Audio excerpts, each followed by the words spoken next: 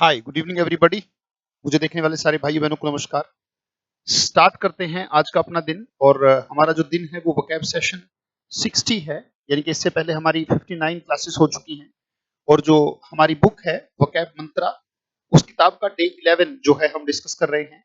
अगर आपके पास बुक नहीं भी है तो भी चीजें बहुत अच्छे तरीके से समझ में आएंगी। अब डिपेंड करता है कि आप उसे कितनी श्रद्धा और कितनी डेडिकेशन से अटेंड करते हैं।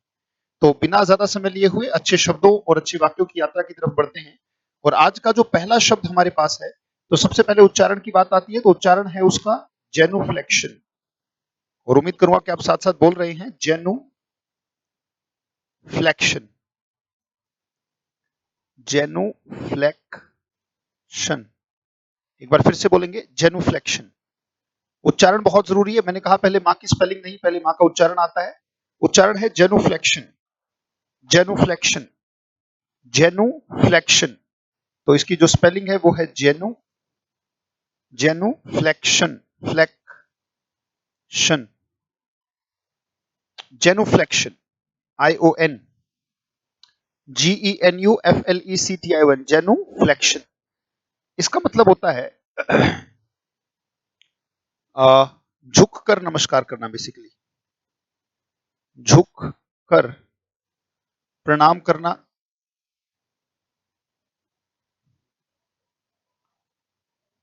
पूजा करना,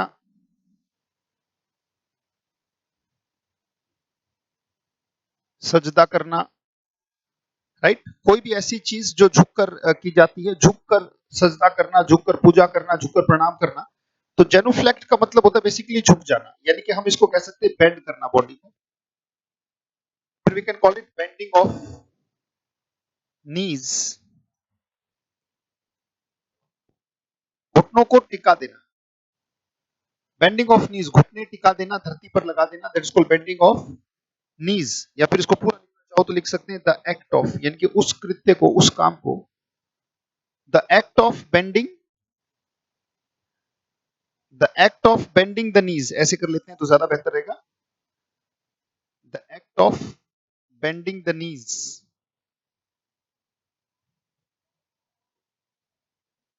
राइट।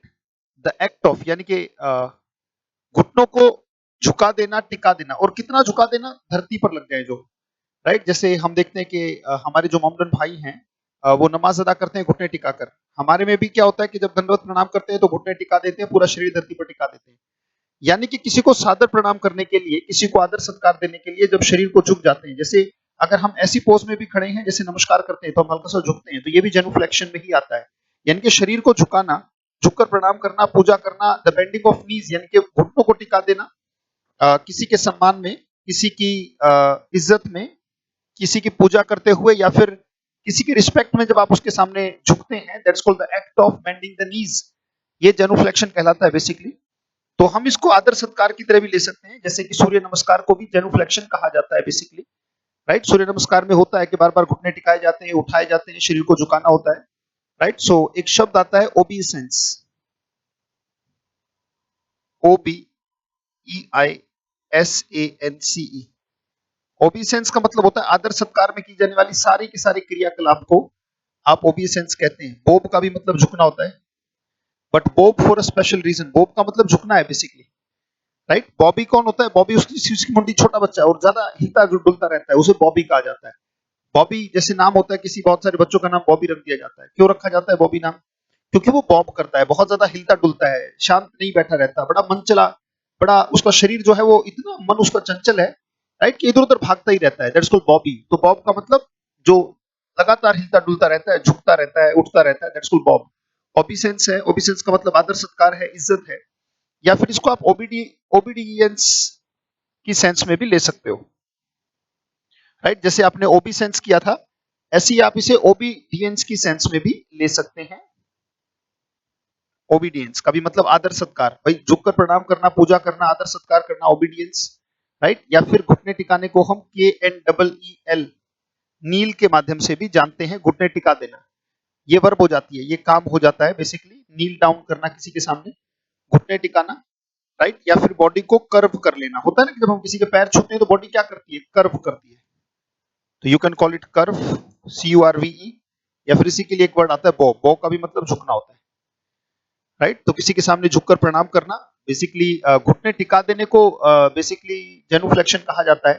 तो हम कह सकते हैं कि नमाज is offered in the genuflection pose. और हर एक पूजा से रिलेटेड गतिविधि, जो धार्मिक गतिविधियां होती हैं, जो धार्मिक सर्विसेज होती हैं, जो धार्मिक सेवाएं होती हैं, राइट। सो हम स्टेटमेंट कह सकते हैं इन एवरी रिलीजन, वाक्य लेंगे हर एक धर्म में, इन every religion the religious services, जो धार्मिक सेवाएं होती हैं, द रिलीजियस सर्विसेज, सर्विसेज का मतलब सेवाएं, धार्मिक सेवाएं। इन एवरी रिलीजन, हर एक धर्म में जो धार्मिक सेवाएं हैं, आर ऑफर्ड, जो धार्मिक सेवाएं की जाती हैं, वो चाहे किसी भी प्रकार की हो, राइट। आप भंडारे में पूरियां बांट रहे हैं तो झुक झुक के बांट रहे हैं, राइट। तो नीचे बैठा दिया जाता है जिसको मतलब खाना है, राइट। और जो देता है वो झुक के देता है, अकड़ नहीं। कहते भाई लंगर में बैठेंगे तो नीचे बैठे धरती पर, और धरती पर बैठाने का क्रम यही होता है कि जो खिला भी रहा है उसमें ये अकड़ना है कि मैं खिला रहा हूं। कहते भैया मैं तो झुका हुआ हूं, बड़ा आदर सत्कार है। तो ये जो झुकना है, ये जेनुफ्लेक्शन है, ये व्यक्ति के अंदर देने के बावजूद, कि वो दे रहा है उसके बावजूद उसके अंदर अकड़ना है, इसीलिए नीचे बैठाया जाता है और देने वाला ऊपर से जब देता है तो उसको झुकना पड़ता है। तो अल्टीमेटली ऑफर्ड, तो हम कहते हैं कि in every religion religious services are offered in, शरीर की कैसी पोज होती है, जेनुफ्लेक्शन पोज, यानी कि शरीर की झुकी हुई पोज में धार्मिक सेवाओं को किया जाता है, धार्मिक सेवाओं को ऑफर किया जाता है। धार्मिक सेवाएं जो दी जाती हैं वो जेनुफ्लेक्शन के पोज में, यानी कि झुक कर ही दी जाती है। एक बार फिर से पढ़ेंगे। इन एवरी रिलीजन, उम्मीद करूंगा कि साथ साथ बोल रहे हैं। इन every religion the religious services, यानी कि जो धार्मिक सेवाएं हैं, आर ऑफर्ड इन जेनुफ्लेक्शन पोज, यानी कि जेनुफ्लेक्शन के पोज में, झुके हुए शरीर के पोज में। पोज का मतलब क्या होता है, शरीर की अवस्था। तो शरीर की झुकी हुई अवस्था में, ना कि अकड़ वाली अवस्था में, शरीर की झुकी हुई अवस्था में ये सारी की सारी सेवाएं दी जाती हैं। तो पहला शब्द जो हमने किया वो जेनुफ्लेक्शन है। इसमें जो अच्छे शब्द हमें मिले जो आप हाईलाइट कर सकते हो, ओबीसेंस का मतलब आदर सत्कार होता है, ओबीडियंस का भी मतलब आदर सत्कार होता है, नील का मतलब घुटने टिका देना होता है, बाकी सारे कॉमन वर्ड्स हैं, राइट। ऐसा कोई और खास वर्ड है नहीं। एक जेनुफ्लेक्शन बहुत अच्छा शब्द है, राइट। तो आज का पहला शब्द हमारा था जेनुफ्लेक्शन। अब यहां से आगे चलते हैं, let's move further. Number 2, right. 2 का जो उच्चारण है वो है इरेसिबल, इरेसिबल, इरेसिबल। और इसी को जो अमेरिकन पढ़ते हैं वो आईरेसिबल पढ़ते हैं, आईरेसिबल। आप कहोगे सर ये शब्द तो हमने कभी नहीं सुने। कोई बात नहीं बेटा, अधिकारी बनने के लिए इन शब्दों को सुनना जानना जरूरी है बेटा, एक अच्छे स्तर पर जाने के लिए। इरेसिबल और आईरेसिबल दो तरीके से उच्चारण है, मेरे साथ बोलेंगे इरेसिबल, फिर से बोलेंगे इरेसिबल, राइट, इरेसिबल। और जो स्पेलिंग है वो है IRASCIBLE।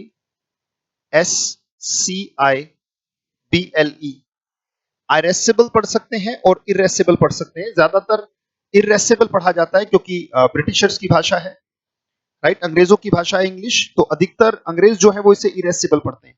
तो बहुत ज्यादा जो गुस्से वाला व्यक्ति होता है, बहुत उग्र जो होता है, बड़ा क्रोधी इंसान, बड़ा ही क्रोधी किस्म का इंसान, बड़ा ही उग्र किस्म का इंसान, तो आप इसे क्या कह सकते हैं, जो ऋषि दुर्वासा थे। आपने बार बार सुना होगा छोटी छोटी बात पे श्राप दे देना, तो ऋषि दुर्वासा के लिए आप कह सकते हैं, राइट। वो हमेशा श्राप बांटते रहते थे। जरा सी कोई बात हो गई तो ऋषि दुर्वासा किस किस्म के इंसान या किस किस्म के महंत थे, ऋषि थे, कहते भाई बार बार वो छोटी छोटी बात पे उग्र हो जाते थे, छोटी छोटी बात पे गुस्सा हो जाते थे। तो आप ऋषि दुर्वासा को कहते हैं कि ही हैड इरेसिबल नेचर। उनका जो नेचर था वो इरेसिबल था, बड़ा क्रोधी था, बड़ा उग्र था, राइट। तो आप इसके लिए जो शब्द कहते हैं, एक शब्द आता है बड़ा, जो छोटी छोटी बातों पे इरिटेट होके बैठ जाए, उसको हम कहते हैं इरिटेबल। और उम्मीद करूंगा आप साथ साथ बोल रहे हैं, इरिटेबल। उच्चारण है इरिटेबल, मतलब बहुत जल्दी इरिटेट होने वाला, छोटी छोटी बात पे इरिटेट होके बैठ गया कि जाओ हम तुम्हें शराब देते हैं, जाओ मैं तुमसे बात नहीं करूंगा, ये व्यक्ति हो गया इरिटेबल टाइप का, राइट। या फिर इसे हम कहते हैं hot headed, hot headed, HEADED। और उम्मीद करूंगा बेशक से बुक आपके पास भी हो, बुक ना हो, पर फिर भी अपने हाथ से नोट्स जरूर बनाइएगा बेटा। बहुत जरूरी है आपका अपने हाथ से नोट बनाना। एक शब्द आता है PEPPRY, पेपरी।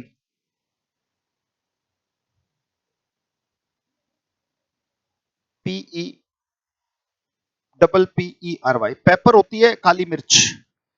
ऐसा व्यक्ति जो हमेशा मिर्च खाए हुए रहे और हमेशा बहुत ज्यादा गुस्से में रहे, बहुत ज्यादा इरिटेशन में रहे, उसे हम पेपरी कह देते हैं। पेपर का मतलब मिर्च होता है, राइट। तो पेपरी, PA वाला नहीं है ये, PE। इसका मतलब हमेशा मिर्च उसकी आंखों में, जैसे किसी ने आंखों में मिर्च डाल दी हो, ऐसे उग्र रहता है, हमेशा गुस्से में रहता है। तो पेपरी पर्सन। पेपरी पर्सन का मतलब अगर आप PAPER से कहोगे, PAPERY, तो इसका मतलब हो जाएगा पतला, थिन। पर ये पेपरी नहीं पढ़ा जाएगा, इसको पढ़ा जाएगा पेपरी, पेपरी। अगर पेपरी कहोगे तो इसका मतलब निकलेगा पतला, बहुत पतला किस्म का इंसान, बहुत पतला, कागज जैसा पतला, थिन। तो ये तो थिन वाली सेंस है, ये है पेपरी, राइट, पेपरी। या फिर इसी के लिए एक शब्द आता है क्रैब, माने केकड़ा होता है ना।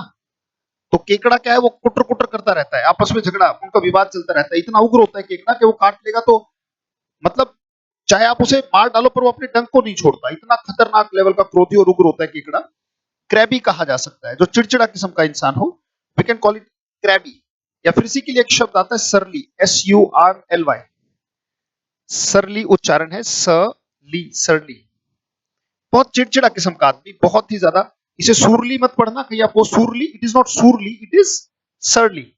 तो सरली भी बहुत चिड़चिड़ा किस्म का आदमी, यानी कि वो सिर हो जाता है। अगर आप कहोगे तो भाई साहब सर हो गया यार, ये तो बिना बात सर हुए घूमता है, यानी कि हमेशा बड़ा उग्र है, बड़ा क्रोधी है, उसे बात करते हुए डर लगता है, ना जाने कौन सी बात को अपने दिल पे ले ले और गुस्सा हो जाए, राइट। इसी के लिए एक शब्द आता है, आप कह सकते हैं शॉर्ट टेम्पर्ड। ये तो बड़ा कॉमन शब्द है, आप सभी जानते ही होंगे, short tempered, TEMPERED, short tempered. एक एक शब्द को बड़े अच्छे से नोट किया करो बेटा। शॉर्ट टेम्पर्ड है मतलब इतना छोटे विचारों का है कि छोटी सी बात को भी बड़ा बना देता है और गुस्सा हो जाता है, राइट। और उसके मूड का बिल्कुल पता नहीं लगता, ऐसा व्यक्ति मूडी भी कहला सकता है, MOODY। मूडी किस्म का आदमी है भैया, उसका नहीं पता कि कब क्या करेगा, बड़ा मूडी किस्म का है, यानी कि और जो मूडी होता है उसे अच्छा नहीं माना जाता, यानी कि वो कभी अपने विचारों में स्ट्रांग नहीं होता, छोटी सी बात पे वो गुस्सा हो सकता है, राइट। और इसके जो अगर उल्टे शब्दों की हम बात करें तो we can call it cool, बड़ा ही ठंडे किस्म का इंसान, बड़ा ठंडा, राइट, कूल, COOL। या फिर प्लीजेंट स्वभाव वाला, PLEASENT, प्लीजेंट। या बड़ा गुड टेम्पर्ड, अच्छे टेम्पर वाला, अच्छे टेम्परामेंट वाला, जो चीजों को सहन कर सकता है, उसकी सहन शक्ति जिसकी अच्छी होती है उसे गुड टेम्पर्ड कहा जाता है। या फिर बड़ा मिलनसार किस्म का, एमिएबल टाइप, एमिकेबल मतलब भीड़ में रहने वाला या भीड़ को पसंद करने वाला या भीड़ में एडजस्ट करने वाला व्यक्ति होता है एमिएबल, बड़ा मिलनसार, बड़ा गजब का। एमिएबल और एमिकेबल दोनों शब्द होते हैं, ये भी याद रखना। एमिकेबल का मतलब जो ग्रुप को पसंद करे, जो भीड़ में रहना पसंद करे, और मिलनसार होता है। एमिएबल भी मिलनसार होता है, लोगों से मिलकर बड़ा खुश होता है, राइट। सो इरेसिबल, बहुत चिड़चिड़ा किस्म का आदमी। हम सेंटेंस लेंगे, an irascible man, an irascible man, एक जो चिड़चिड़ा या क्रोधी या उग्र प्रवृत्ति का इंसान होता है, गेट्स अनॉयड, गेट्स अनॉयड का मतलब है नाराज हो जाता है। An irascible man gets annoyed on the drop of a hat. ये बड़ा प्यारा एक्सप्रेशन है जो एग्जाम में भी बहुत बार आ चुका है। On the drop of a hat का मतलब होता है छोटी सी बात, छोटी सी बात। यानी कि अगर भाई अगर मैं अपने सर से हैट उतार के अगर धरती पे डाल दूं तो कितनी आवाज होगी, जरा सी भी नहीं, बहुत ना के बराबर आवाज होगी। बट एक चिड़चिड़ा किस्म का आदमी नाराज हो जाता है, गेट्स अनॉयड का मतलब नाराज हो जाता है। An irascible man gets annoyed on the drop of a hat, right. कभी भी आपका दोस्त अगर नाराज हो रहा है छोटी सी बात पे, कहते यार don't get annoyed on the drop of a hat, यार छोटी सी बात पे तो नाराज हो रहा है, राइट।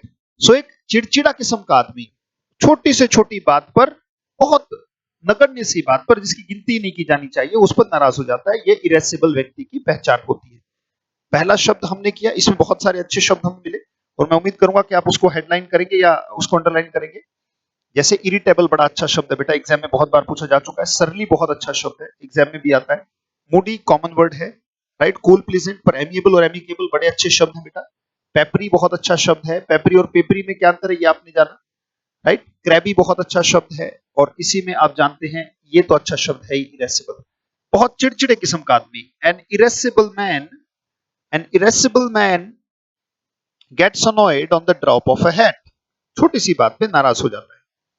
Now let's move. पहला हमने किया जेनुफ्लेक्शन, दूसरा शब्द हमने किया इरेसिबल, तीसरे शब्द के उच्चारण की तरफ बढ़ रहे हैं, और पहले उच्चारण करना बहुत जरूरी होता है, और जो शब्द है वो पढ़ा जाएगा मियाज्मा, और उम्मीद करूंगा साथ साथ आप बोल रहे हैं। इसका उच्चारण क्या है बेटा? मियाज्मा, राइट। पढ़ने से पढ़ना आता है बेटा, जो शब्द आज तक पढ़ा ही नहीं, आपको अगर ये लगता है कि बिना ही पढ़े पढ़ लेंगे तो फायदा नहीं है बेटा। उच्चारण अच्छे से क्लियर आपको कर लेना चाहिए कि क्या चल रहा है। मियाज्मा, फिर से बोलेंगे एक बार, मियाज्मा, उच्चारण जरूरी है पहले, राइट।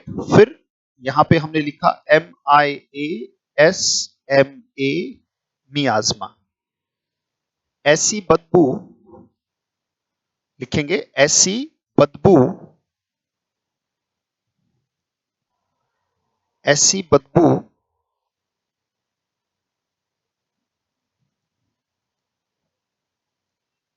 ऐसी बदबू जिसमें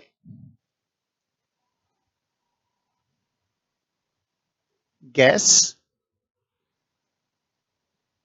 व कीटाणु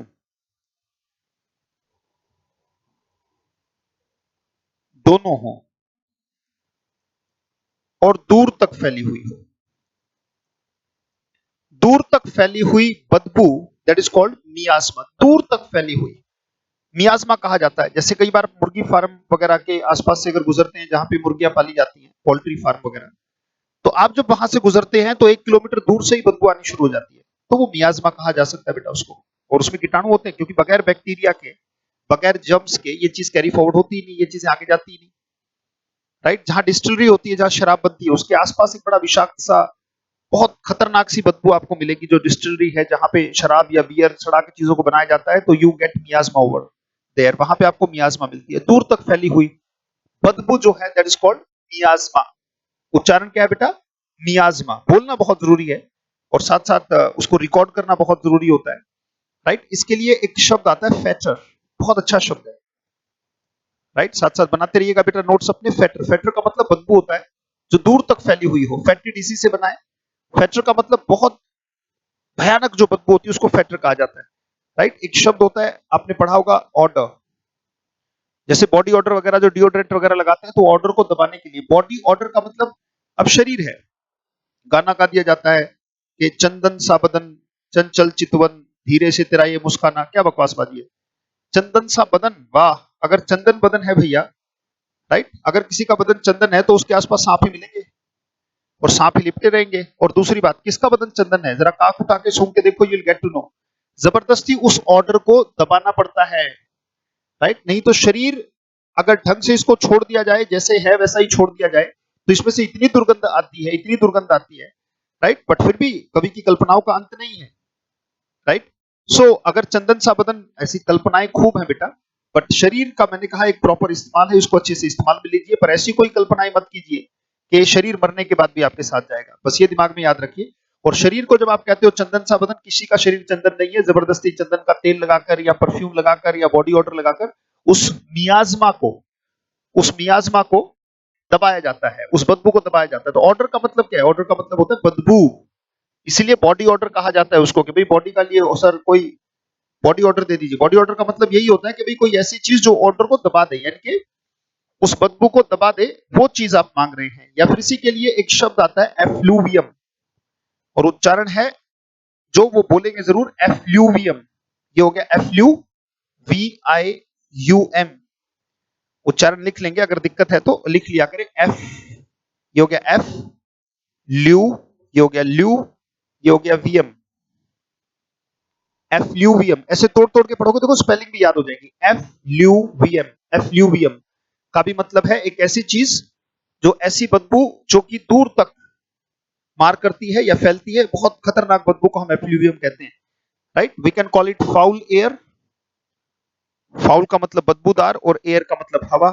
ऐसी हवा जिसमें गंध हो, जिसमें दुर्गंध हो, जो साफ ना हो, तो फाउल का मतलब गंदा होता है। तो गंदी जो हवा है that's called foul air, right. और धुआं भी, स्मोक, स्मोक क्या होता है? स्मोक होता है धुआं। अगर स्मोक प्लस फोग मिला हुआ हो तो फिर वो क्या बन जाता है? स्मोक बन जाता है।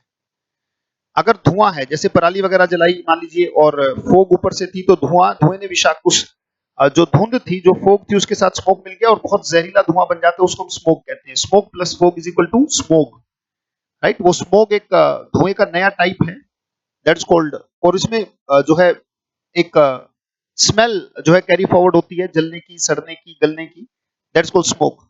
पॉइजनस गैस आप कह सकते हैं, बिल्कुल सही बात है, राइट। जो जहरीली गैस होती है, यानी कि पॉइजनस गैस होगी वो, right, we can call it poison. तो आप जानते ही हैं क्या होता है, पॉइजन का मतलब जहर है बेटा, राइट। और अगर इसी में हम ओ यू एस लगा दे तो बन जाता है जहरीला, पॉइजनस, और शब्द हो जाता है पॉइजनस गैस। ऐसी गैस जो दूर तक चोट करती है, राइट। वेपर का मतलब भाप होता है, पर वेपर का मतलब ये नहीं है कि भाई वो, वेपर का मतलब ये नहीं कि वो जहरीली होगी, बस वो भाप को, स्टीम को दिखाती है बेटा, राइट। और स्टीम और वेपर क्या ये जहरीली होंगी? जरूरी नहीं है। वेपर और स्टीम दोनों का मतलब क्या है? भाप। अब जरूरी नहीं कि वो बदबूदार हो, अब डिपेंड करता है कि अगर बदबू कैरी फॉरवर्ड कर रही है तो फिर वो वेपर क्या कहलाती है? मियाजमा कहलाएगी। तो ऐसी कोई भी वेपर या स्टीम, ये कह सकते हैं, ऐसी कोई भी वेपर या स्टीम जिसमें बदबू हो या फिर बैक्टीरिया या जर्म्स को कैरी फॉरवर्ड कर रही हो, उसको आप कहते हो मियाजमा, दैट इज कॉल्ड मियाजमा। एक गजब का सेंटेंस मैं आपको कराता हूं ताकि आपको मियाजमा याद रहे, राइट। बहुत सारे बच्चे एम्बिशन तो रखते हैं, उनके मन में तो होता है कि मुझे बहुत बड़ा अधिकारी होना है, पर किसी व्यसन में पड़ के, किसी नशे की लत में पड़ के उनके जो सारे के सारे सपने हैं वो तिरोहित हो जाते हैं, राइट। अपने ट्रैक को चेंज कर जाते हैं। जैसे चले थे रास्ते पर, रास्ते में बहुत संघर्ष हो रहा था, तो कोई बीच में ऐसा मिल गया जिसका घर बड़ा अच्छा था, राइट, और उसमें तमाम खाने के अच्छे पदार्थ थे, तमाम ऐशो आराम था, तमाम सुकून था। अब जब आप उस घर में एंट्री हुई तो आपका मन कर ही नहीं रहा उस घर को छोड़ के अपनी मंजिल की तरफ बढ़ने का, क्योंकि यहाँ बहुत सुख है और हर सुख आपके अंदर बदलाव को रोक देता है, राइट। तो जब आपका मन नहीं कर रहा है अपनी मंजिल की तरफ दोबारा से बढ़ने का, तो you definitely get to know, आप उस चीज को तुरंत समझ जाओगे कि ये आपके लिए अच्छा नहीं होता। स्टेटमेंट लेंगे, Ram's ambition, Ram's ambition to be an officer, Ram's ambition to be an officer. इसका मतलब, अभी तक का मतलब आप निकाल के देखें, ऐसी कॉम्प्रिहेंशन होगी बेटा, एक एक सेंटेंस को समझोगे कि राम का जो एम्बिशन था, एम्बिशन मतलब महत्वाकांक्षा, राम की जो महत्वाकांक्षी थी एक अधिकारी बनने की, महत्वाकांक्षा जो थी, मन का जो एम था, Ram's ambition to be an officer faded away. Fade away का मतलब आप जानते हो क्या होता है? फेडेड अवे, धुंधला हो गया, खत्म हो गया, राइट, वेनिश हो गया, फिनिश हो गया। Ram's ambition to be an officer, Ram की जो महत्वाकांक्षा थी एक अधिकारी बनने की, फेडेड अवे, फेड का मतलब आप जानते हैं कलर फेड हो गया, मतलब खत्म हो रहा है, faded away in a miasma of, बहुत जहरीला धुआं, बहुत जहरीली बदबू, बहुत जहरीली गैस, right, in a miasma of alcohol,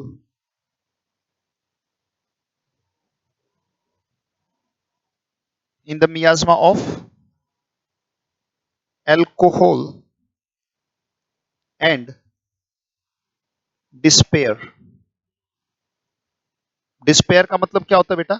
अगर नहीं पता तो लिखिएगा, निराशा। और एल्कोहल क्या होता है? ऐसा हो नहीं सकता कि आपको ना पता हो। आप ऐसे ही कहते हो कि मुश्किल वकैब होती है, ये मुश्किल क्यों नहीं लग रही? क्योंकि ना जाने कितनी बार ये रिवाइज होता है, कितनी बार दिमाग में आता है, कितनी बार कानों में पड़ता है। एल्कोहल, डिस्पेयर का मतलब निराशा होता है। राम की जो एम्बिशन थी अधिकारी बनने की, वो फेड अवे हो गई, खत्म हो गई, इन अ मियाजमा ऑफ, यानी कि जो शराब की बदबू है, जो शराब की दुर्गंध है, और जो उससे फैली हुई निराशा जिंदगी में है, उसने उसके सारे सपनों को, अधिकारी बनने के सपनों को दबा दिया। यानी कि उस बदबू में उसके सारे के सारे सपने, यानी कि इससे निचोड़ ये निकलता है कि इसमें जिस व्यक्ति को राम कहा जा रहा है, वो उस व्यसन का उतना आदी हो गया कि अब वो अपने सपनों के बारे में सोचता नहीं, बस मदिरा और बेहोशी और निराशा में वो उतर चुका है। ये सेंटेंस का मतलब निकलता है बेटा, और उम्मीद करता हूं कि आप अच्छे से नोट कर रहे होंगे, एक एक चीज को बहुत गजब तरीके से नोट कीजिएगा। 3 सेंटेंस हमने किए और इसमें भी जो आपके इंपॉर्टेंट शब्द हैं वो जरूर हाईलाइट कीजिएगा। जैसे इसमें एक शब्द मिला आपको फेटर, एक शब्द मिला ऑर्डर, एक शब्द मिला फ्लूवियम, फाउल एयर तो मेरे हिसाब से कॉमन शब्द है, ऐसी कोई खास बात नहीं, और मियाजमा तो खैर खास है ही, राइट। और स्मोक का पता लगा, अच्छा स्मोक और फोग का जो मिश्रण है उसको हम स्मोक कहते हैं। तो ऐसी वेपर या ऐसी स्टीम, ऐसी बदबू जो कीटाणु और बदबू को लिए हुए, दैट इज कॉल्ड मियाजमा। तो खैर यहां से आगे चलते हैं बेटा, 3 शब्द हमने किए। Now we move to the fourth one. और टेस्ट के लिए तैयार रहिएगा बेटा, stay ready for the test. Last में टेस्ट होगा और बताएंगे, पार्टिसिपेट करके देखेंगे, राइट। अगला शब्द बड़ा गजब का, और ये जो शब्द मैं लिखने जा रहा हूं ये जिम्मेदार था NECROMANCY।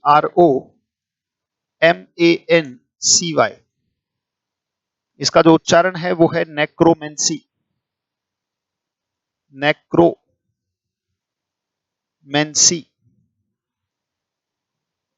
नेक्रो का मतलब डेड होता है बेटा, नेक्रो का मतलब होता है डेड पर्सन, जो व्यक्ति मर चुका है, उस नो मोर, ऐसा कोई भी व्यक्ति जो मर चुका है, राइट। मृत लोगों से बात करना, जो लोग मर चुके हैं से बात करना,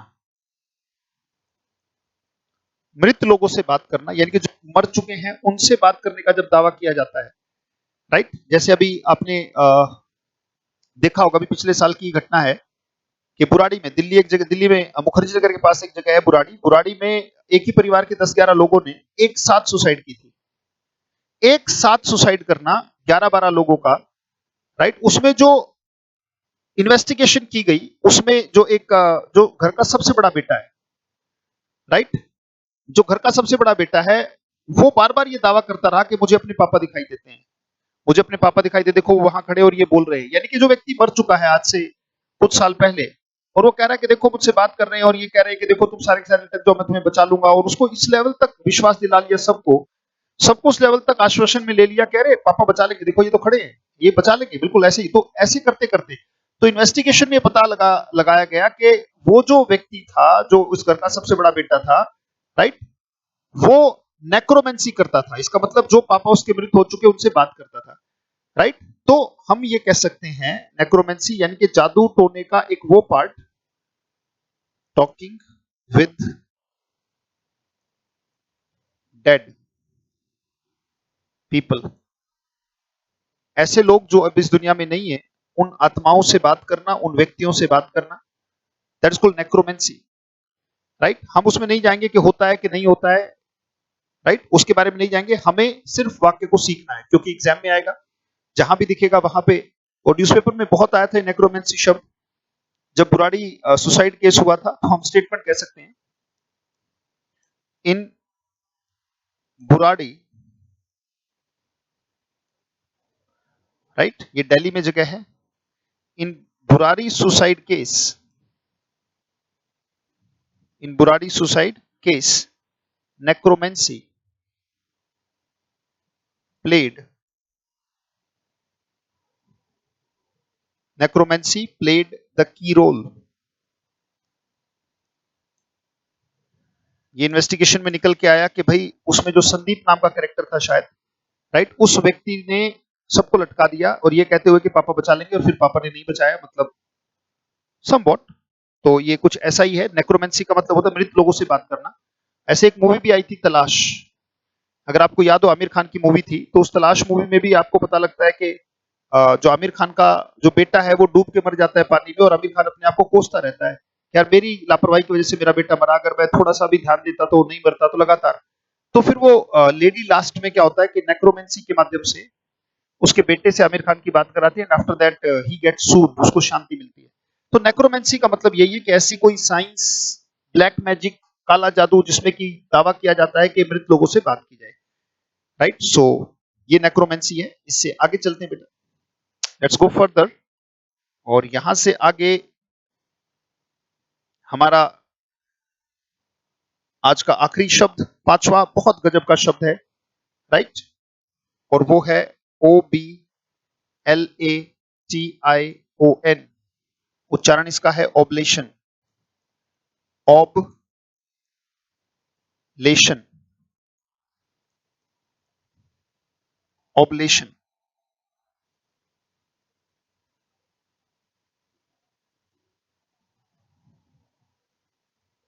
ऑबलेशन का मतलब चढ़ावा होता है बेटा। जो आप भगवान को मंदिर में, मस्जिद में, चर्च में जो चढ़ावा चढ़ाते हैं, जो ऑफरिंग देते हैं, जो दान देते हैं, जो ऑफरिंग देते हैं, जो दान देते हैं,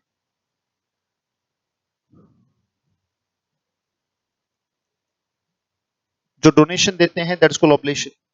राइट, होता है ना, ये एक व्यक्ति का कृतज्ञता का भाव है। किसी व्यक्ति के दिल में जब अच्छे भाव होते हैं भगवान के प्रति कि तुमने हमारी जिंदगी बड़ी मीठी कर दी, तुमने मुझे सफलता दी, हे ईश्वर मैं आपका धन्यवाद करता हूं और मैं आपको मीठा चढ़ाता हूं, सवामणि चढ़ाता हूं, लड्डू चढ़ाता हूं, बूंदी चढ़ाता हूं। प्रसाद अधिकतर मीठा होता है, आपने देखा हो, मीठे चावल।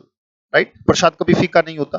तो हमेशा लड्डू का भोग है, बूंदी का भोग है, ये मीठा क्यों? कहते आपने मेरी जिंदगी में मिठास भर रखी है, पद प्रतिष्ठा मान सम्मान इज्जत रुतबा जो भी आपने दिया। तो यही होता है कि हे ईश्वर अगर आप मेरी जिंदगी में मिठास दोगे तो मैं भी आपको मिठास चढ़ाऊंगा। तो इसीलिए प्रसाद हमेशा मीठा होता है। जो ऑब्लेशन है ये चढ़ावा एक तरीके से कि आपने मेरी जिंदगी में मिठास भरी तो मैं भी आपको जो है उसमें उस मिठास में सहभागी बनाना चाहता हूं। राइट, तो एक तरीके से आप इसे डोनेशन कह सकते हो। एक तरीके से ऑब्लेशन को डोनेशन कहा ही जा सकता है, गिफ्ट कहा जा सकता है जो कि भगवान को आप देते हो। राइट, ऑफरिंग तो आप जानते ही हैं, चढ़ावा ऑफरिंग है, डोनेशन है, गिफ्ट है। राइट, सो चढ़ावे को, ओब्लेशन को, और जो आप प्रेजेंट करते हैं किसी को कोई चीज, जैसे ईश्वर को कोई चीज अर्पित करते हैं तो उसे प्रेजेंट कहा जाता है, ऑफर कहा जाता है।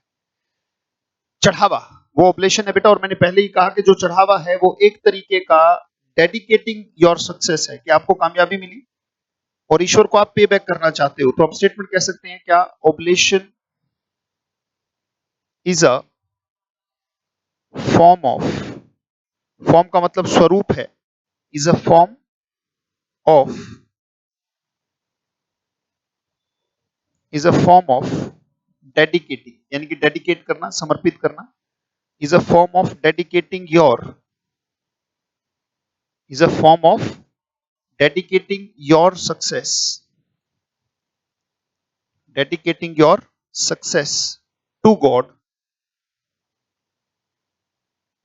बाय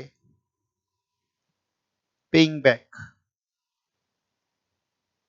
पे बैक टाइम, यानी कि अब आपको वो चीज पे बैक करनी है। चढ़ावा बोला था कि हे भगवान सफल कर दो, सवामणि लगाऊंगा, हे भगवान ये कर दो, तो प्रसाद चढ़ाऊंगा, मैं वहीं पे आऊंगा, आपका गुणगान करूंगा, आपका जागरण करूंगा, कुछ भी ऐसा जो होता है। तो जो भी चढ़ावा दिया जाता है बेटा is a form of dedicating, dedicating, dicating नहीं, इट्स डेडिकेटिंग बेटा, डेडिकेटिंग,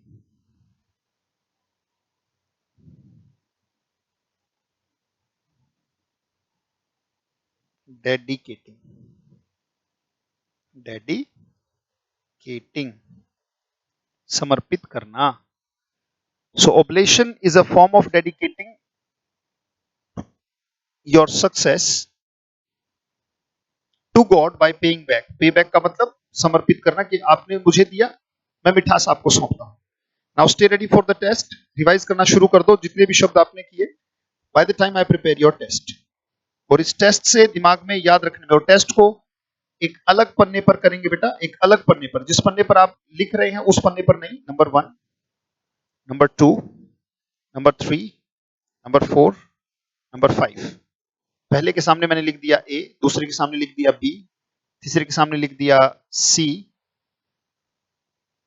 और चौथे के सामने लिख दिया डी, और पांचवें के सामने लिख दिया ई। चलिए, बी। राइट, सो अब आपको बताना होगा, मैच करना होगा जैसे कि आप हर क्लास में करते हैं। So stay ready for that. एक शब्द मैं लिखूंगा और आपको उससे जोड़ना होगा। अभी कैसे, किस चीज को कैसे जोड़ोगे आप? राइट, सो जैसे मान लीजिए मैंने यहां पे एक शब्द लिखा, अपने दिमाग को ऑर्डर दें और सोचने की कोशिश करें कि इस शब्द का क्या मतलब था। राइट, तो अगर आप थोड़ा सा भी जोर डालेंगे तो आपको याद आ जाएगा। उच्चारण भी याद करने की कोशिश कीजिएगा कि सर ने उच्चारण बताया था तो क्या बताया था, राइट। पहले में मैंने ये कुछ शब्द लिखे हैं एबीसीडी ही, पर वो एक मीनिंगफुल एबीसीडी है। ये भी एबीसीडी है, आई आर, ये भी एबीसीडी है, पर एक मीनिंगफुल, कोई ना कोई मीनिंग निकल रहा है, वो मीनिंग दिमाग में आपके आना चाहिए, राइट। जैसे मान लीजिए मैंने यहां पे लिख दिया,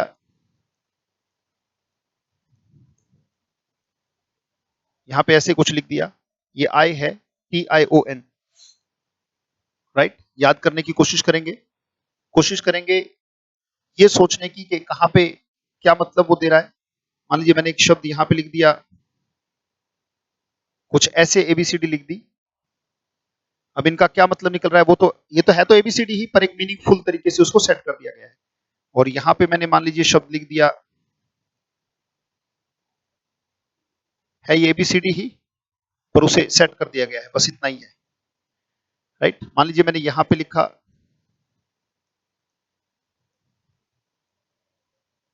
यहां पे मैंने कुछ लिखा, मैंने यहां पे भी कुछ लिखा,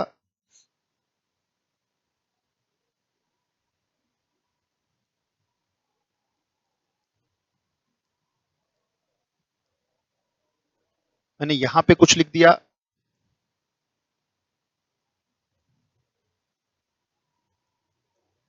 शाबाश शाबाश, और जोड़ने की कोशिश करेंगे। और यहां भी मैंने मान लीजिए लिख दिया,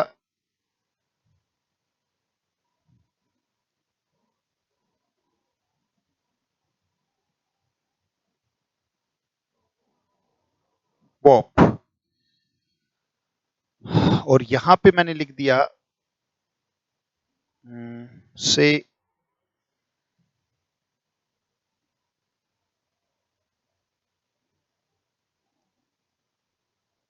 चलिए बताना शुरू करें, जोड़ना शुरू करें, बताएंगे कौन सा आंसर किससे रिलेट करता है। ये शब्द आपके सामने है 10, 10 कैसे हैं, पहले के सामने जैसे दो, ये हर एक में दो हैं तो 10 शब्द हैं, और आपको आंसर देना है, यू हैव टू आंसर। शाबाश, बहुत अच्छे, बहुत बढ़िया, कीप ट्राइंग, कोशिश करें, शाबाश, वेरी गुड। अब ढूंढ के देखते हैं, चलिए, मेरे हिसाब से आपको मिल गया होगा। जेनुफ्लेक्शन, चलिए मियाजमा से स्टार्ट करते हैं। मियाजमा का मतलब दूर तक फैली हुई खुशबू या बदबू, तो हम इसको क्या कह सकते हैं, एफ्लूवियम। ये शब्द हमने मियाजमा में किया था, तो हमें मिला पहले का जो आंसर है वो क्या है, पहला हमारे आएगा सी, आंसर की हमारी बनेगी सी। जेनुफ्लेक्शन का मतलब झुकना होता है, घुटनों पर झुकना, ताकि धार्मिक सभा में सम्मान, आदर, सत्कार, ओबीसेंस और ओबीडियंस जैसे शब्द भी हमने किए थे। दूसरे का आंसर आया डी, तो सी के बाद डी आया। इरेसिबल या इरेसिबल आप इसे बोल सकते हैं, मतलब चिड़चिड़ा किस्म का आदमी, तो इरिटेबल भी वही होता है। नंबर 3 का जो आंसर है वो ई, इरिटेबल। ओब्लेशन का मतलब चढ़ावा होता है, ओब्लेशन जो चढ़ावा हम देते हैं, we dedicate something to God, तो ऑफरिंग, यानी कि आंसर आ गया ए। सी, डी, पहले का सी, दूसरे का डी, तीसरे का ई आंसर है, और चौथे का है ए, और पांचवें का नेक्रोमेंसी बी। तो बेटा ये आपकी आंसर की है, और आपके कमेंट सेक्शन में आपने आंसर देना शुरू भी कर दिया था एक दो, और जो पार्टिसिपेशन है बेटा वो पूरा रखा करो, try to participate a lot, right. ये आंसर आपका बना, और लगातार अपने नोट्स बनाते रहिएगा बेटा। अगर स्टेप बाय स्टेप चलेंगे तो मंजिल मुश्किल नहीं है, अगर एकदम से छलांग लगाना चाहेंगे तो बेटा बड़े मुश्किल हो जाएगा। So try to go step by step, जो स्टेप्स आपको मिल रहे हैं शब्दों को करने के, उनको बिल्कुल भी मिस ना करें। और आपके कॉपरेशन के लिए, सहयोग के लिए बहुत बहुत धन्यवाद। Stay happy, stay blessed, stay creative, stay focused बेटा। Thank you, thanks a lot. फिर मिलेंगे आपसे, फिर मुलाकात होगी, right. Thank you, thanks a lot.